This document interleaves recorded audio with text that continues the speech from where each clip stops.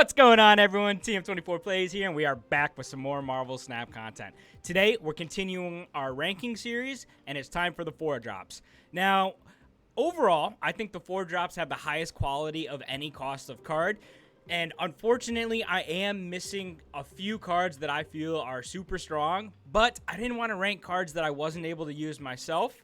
So those aren't going to be included in this ranking. Cards like Darkhawk, Dazzler, Sentry, Atuma, Super Scroll, Shadow King, and I think Shana, I am missing from the 4-drop. So those won't be included. Once I do get them, I will update these lists. But for now, they are not going to be here. One thing I do want to say is just thank you to everyone that has been subscribing and liking the videos. It has really helped me out, and I appreciate all of the support. But for now, let's get into some rankings. All right, here we go. Starting to rank the 4-drops, and like I said, I think the 4-drops are super, super strong. Starting off here with Typhoid Mary, 410. Ongoing, your other cards have -1 power. Now, 10 is a lot of power, but of course, essentially that number decreases with the amount of cards that you have out there, unless you've got something like Luke Cage to prevent her negative effect. Overall, I think she is probably a little bit weaker without some of that additional help, and I think she'll probably end up falling somewhere in maybe the early 20s. Let's put her at 20 for now. Crossbones, 4-8. You can only play this at locations where you are winning. So it's a win more card, and in Snap, you have so few turns that I feel he is not super beneficial to have. Now, when Zabu was, before Zabu's nerf, he was a lot better because you could get a high power 4-drop and then stack it on top. But now I think he has definitely taken a hit and is probably one of the weaker 4-drops right now. So I think he's probably even under Typhoid Mary, and let's just throw him at 23 for now. White Queen. On reveal, draw a copy of the highest cost card in your opponent's hand. So that's pretty strong. You get a high cost card. Typically it's a 6-drop. Maybe it's higher.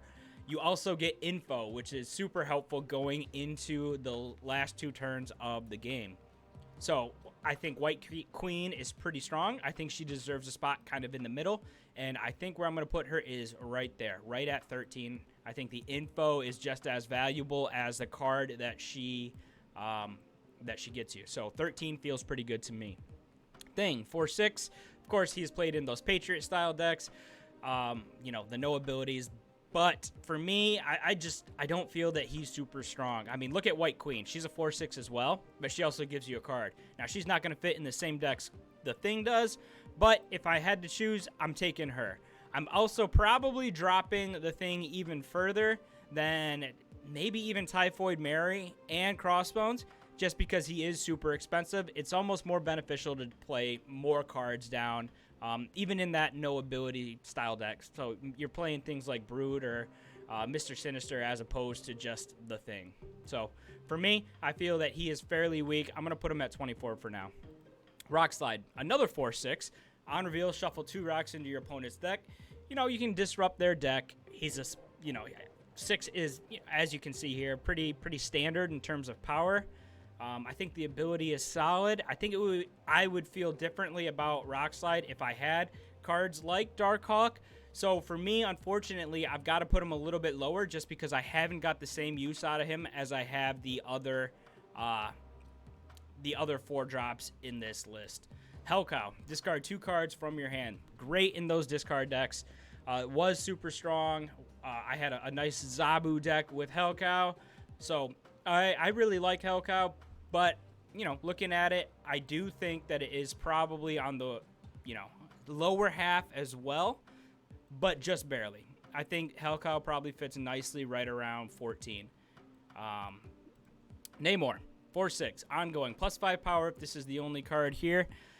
That's really tough. A 4-11, a lot of times 11 isn't going to be enough to win you that lane. So for me, Namor is not super, super strong.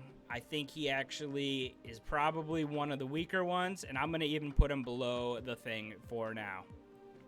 Next up, we got Warpath, ongoing. If any of your other locations are empty, +4 power.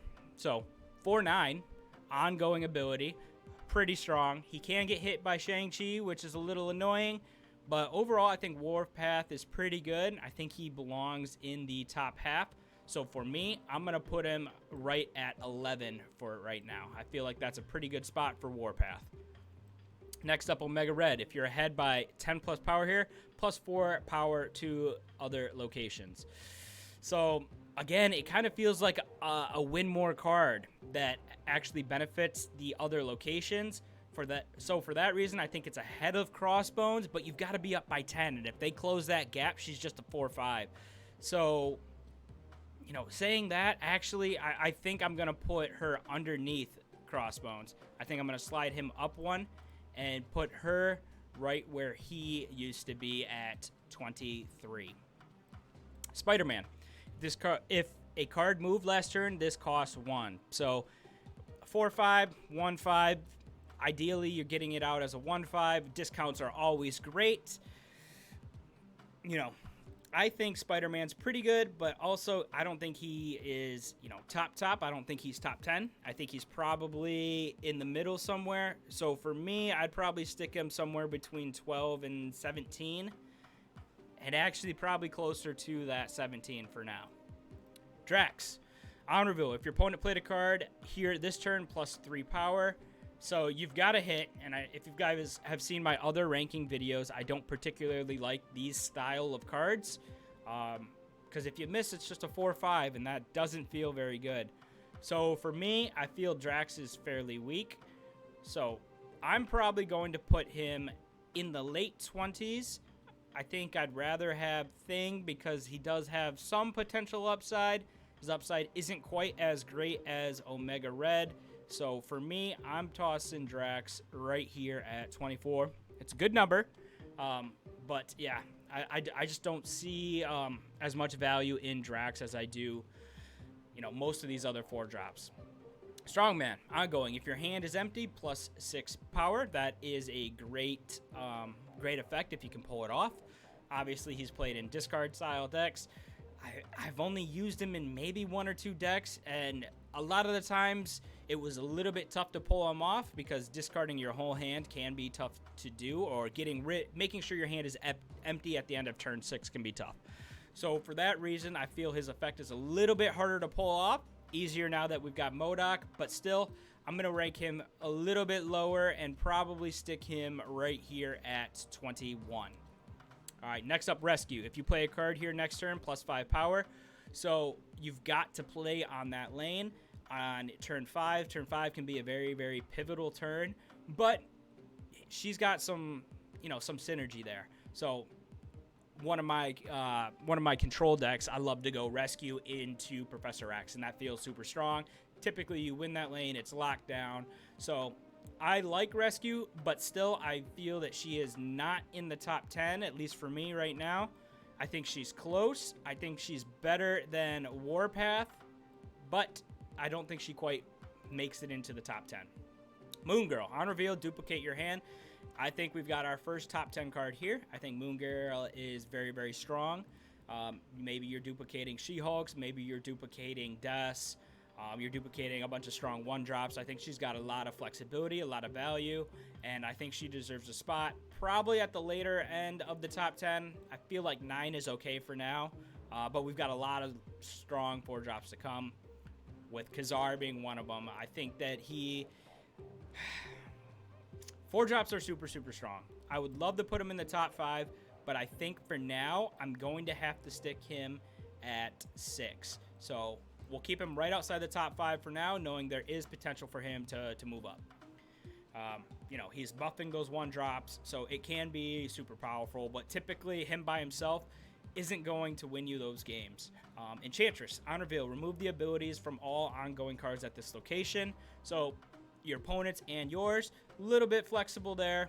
Overall, though, I haven't used her a great deal. She's a 4/4, so the power is a little bit lacking.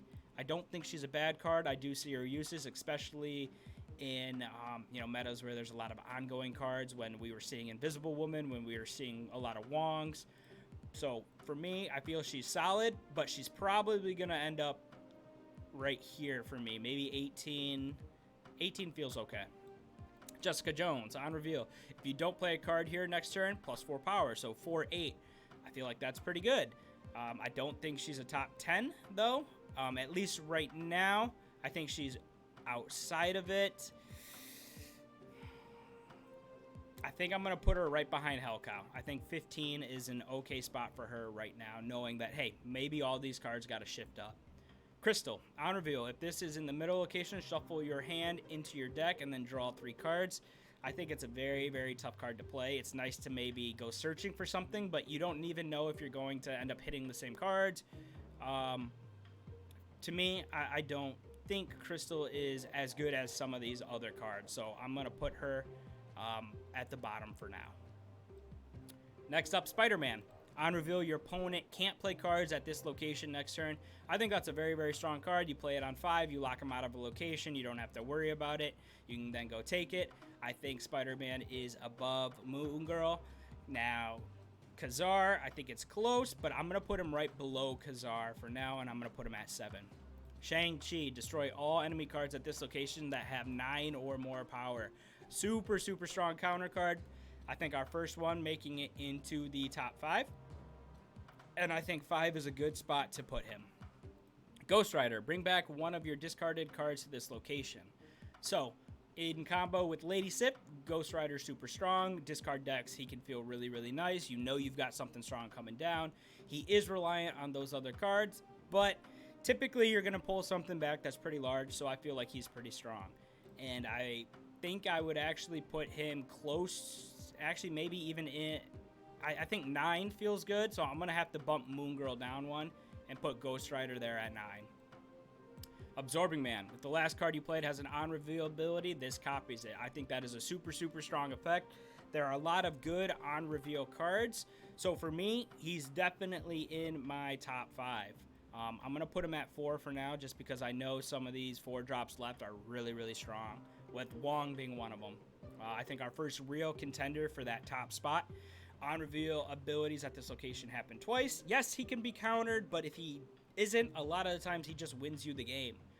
Super, super strong ability. I think I'm going to stick him at 2 for now, and let's leave him there. Another super, super strong card, another potential number 1.